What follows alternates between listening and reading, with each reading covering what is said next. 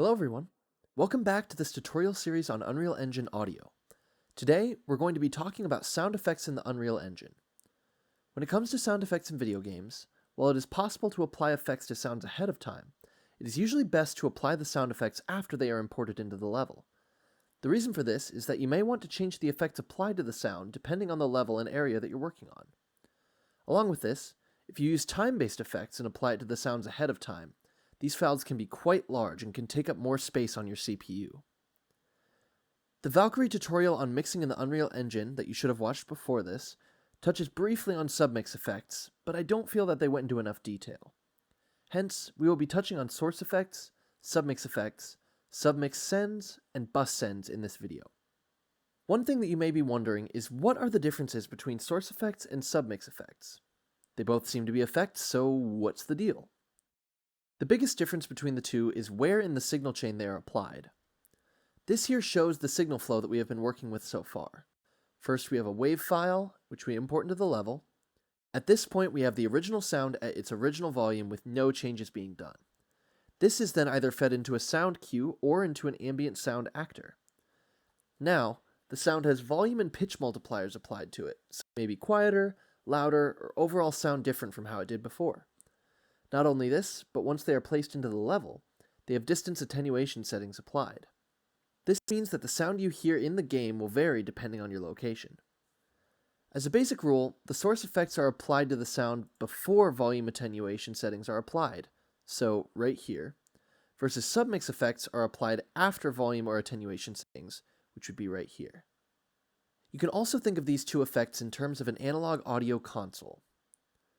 While source effects behave like effects applied in line with an audio channel on a mixing console, submixes behave more like a summing bus effects. For those of you that don't know, this is what an analog console looks like. These are very popular in professional recording studios in order to route audio and apply mixing/effects. To talk you through some basic signal flow, we can first consider our wave file to be audio coming through this particular audio channel. The audio is then sent down this channel and hits the effects area, usually an EQ. In our level example, this means that whatever effects you apply, such as a compressor or EQ, etc., will be applied to the original sound and the effects will not change depending on where you are in the level. Just like the audio console, the audio is sent to the output fader and finally to the master output. So all in all, source effects are best used when applying effects to a single sound to make it sound the way that you want. Submixes, on the other hand, have a slightly different signal flow. You do the same thing where you send the audio down the channel, apply any source effects, and get to the output. But instead of sending the signal to the final output, you instead send it to a group or bus. This bus can then receive signal from multiple channels and have them all get the same effects applied. As you can see though, everything passed into this is post-fader, or in the case of video games, post-attenuation and volume, meaning that the effects will change depending on how far away you are from a source. Because of this setup, submix effects are best used for a group of sounds to create a uniform feel to an area. Rather than apply an EQ to every source sound in a forest, it can be easier to send them all to one submix that applies equal effects to that area.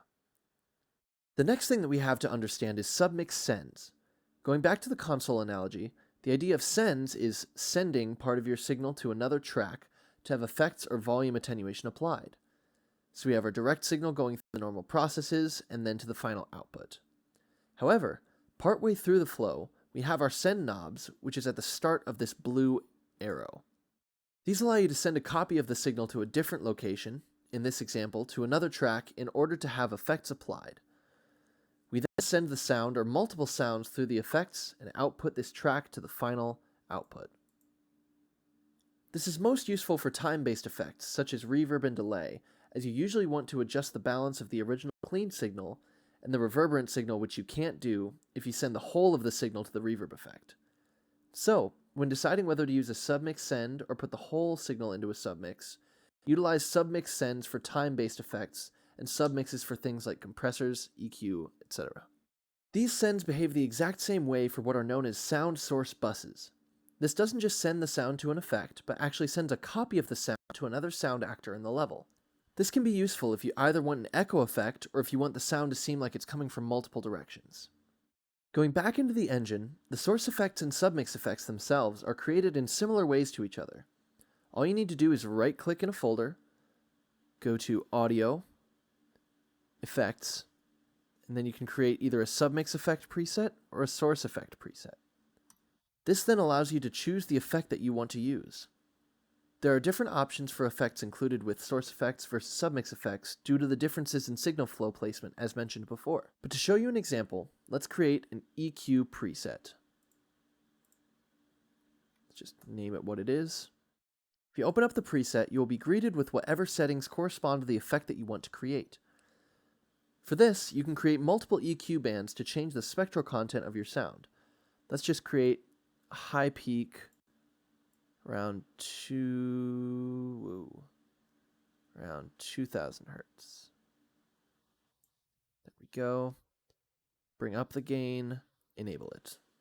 In order to apply these effects to sounds, we sadly can't just take the preset and put it onto one.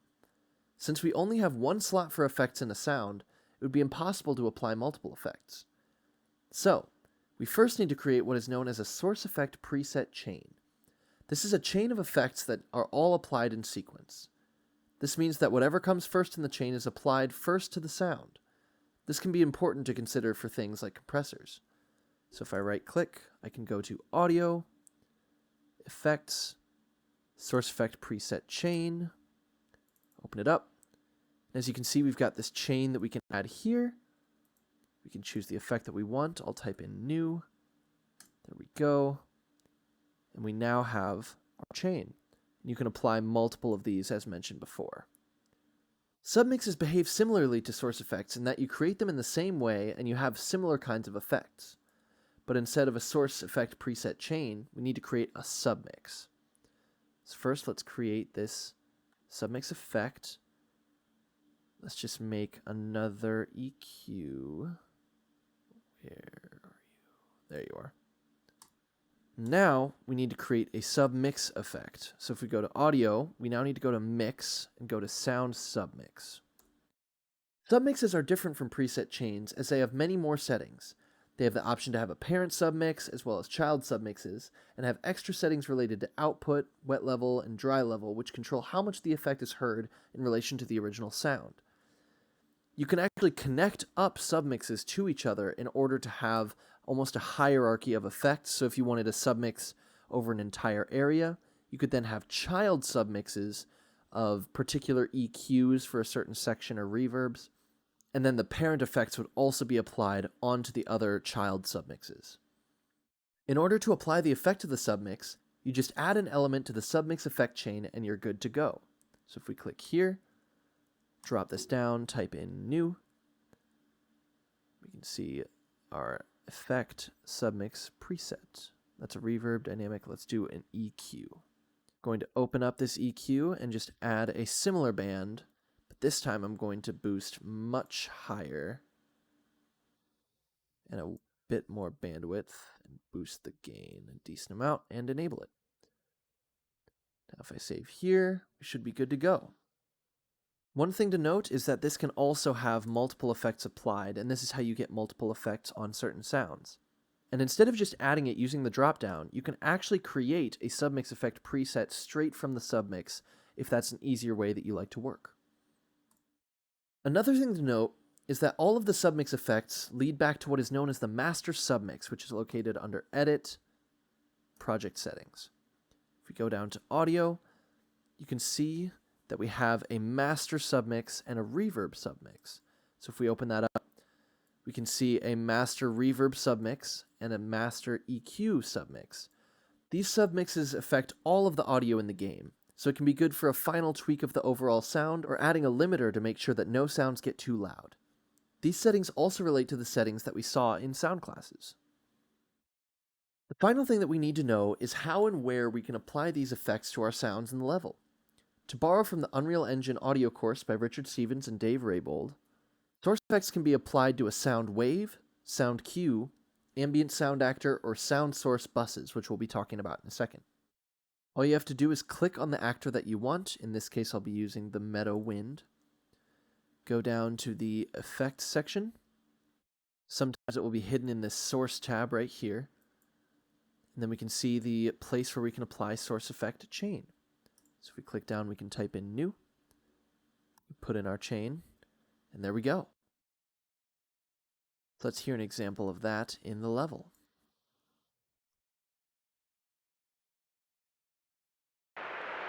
So right now you can hear the wind, and if I do Shift F1 to gain control of my mouse, you can go over to that effect, and in real time, you can hear how the changing effects affects your level. You can also bypass it, either there or in the actual preset chain. You can click bypass. And these are different ways that you can demonstrate your audio and kind of troubleshoot and problem solve as you're going. Submixes, on the other hand, can only be applied to sound waves, sound cues, and sound classes. However, they're applied in a similar way. All you have to do is open up the sound that you want, go down to the effects section, and then you can choose in here under the submix section to apply your bass submix, which is sending the whole of the sound to the effect, or you can do submix sends, which we'll talk about in a second. So for this, let's do the bass submix. Let's type in new. There we go. Now, if we go back into the level and press play,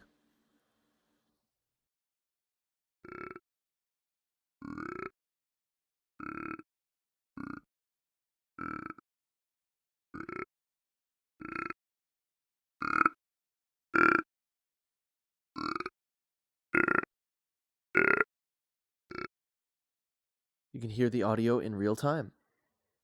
Now we're getting on to the send section, which I think is one of the most versatile options for effects in the Unreal Engine. Submix send effects can be sent from sound waves, sound cues, ambient sound actors, sound source buses, and even attenuations. If we go back to the submix section of this sound cue, we can see the option for submix sends. I already had one applied here, but if we delete it, you'll normally be greeted with this submix send section. So if I add that, open it up, you can see all of the options that we have for submix sends. We can apply the submix that we want to send to in the sound submix tab. So if I click down, I'm actually going to create a new sound submix. Open that up. This time, I'm going to create a new reverb. Let's just get this reverb right here. If we open that up, we'll make some extreme settings just so that we can really see what's going on.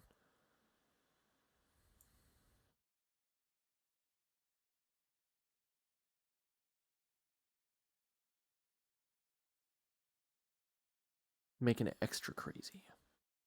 Now, we have three methods of sending audio in the Unreal Engine: manual, linear, and custom curve, as you can see right here. Manual is the simplest, as you only send a fixed amount of the signal to the submix. This is the easiest, but you can sometimes get a bit of a stagnant feel from the effect, as it always is at one level regardless of where you are. Sometimes you want the amount of reverb to vary with distance, giving you more reverb the further you are away from the source. This is what the linear send method is, so if I click that here, and this corresponds to these four settings right here.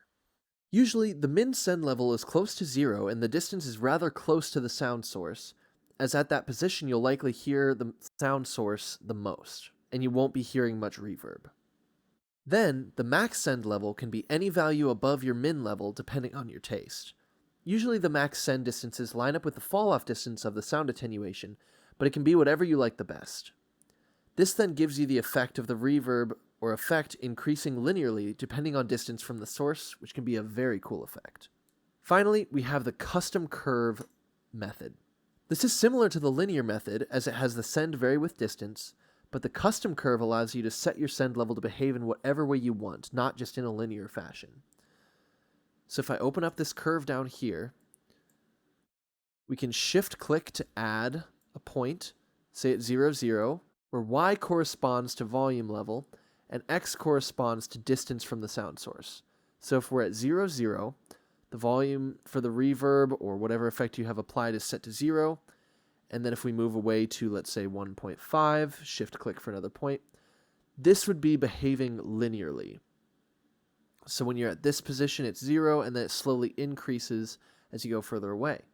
But if we add another point, we can make it behave however we want, just like we've done with enveloper, timelines, everything like that. So this can be a really useful way to create interesting effects for your sounds. Source bus sends function the same way as submix sends, with the three options being manual, linear, and custom curve. If we want to add these, we need to make sure that enable bus sends is clicked, and then we can choose either post-effect bus send or pre-effect bus sends. For instance, if you had a delay on your sound, it could sound very weird to have the delay be included in the audio sent to the bus. In that case, you would want to send the unaffected bass signal with the pre-effect bus sends. But if you applied an EQ to the sound that you want to carry over to other sources, you can send the audio post-effect and keep the uniformity of your signal. So you've got pre-effects here with the same settings, and then post-effects ones here with the same settings. This brings us to the end of the effects section on the Unreal Engine. We covered a lot, talking about source effects, submix effects, and audio sends. You should now be able to apply the effects that you want to your sounds and make informed decisions about how and when to send your audio to specific effects and locations. And as always, I will see you in the next tutorial.